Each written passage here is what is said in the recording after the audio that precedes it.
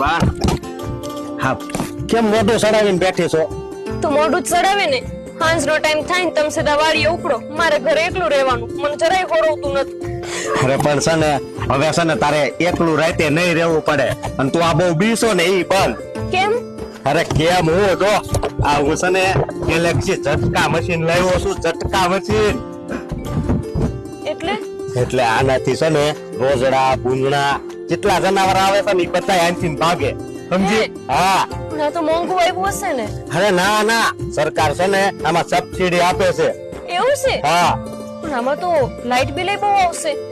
નો આવે light bill, નો આવે. કેમ? અરે આ સૂર્યપ્રકાશ થી હાલે.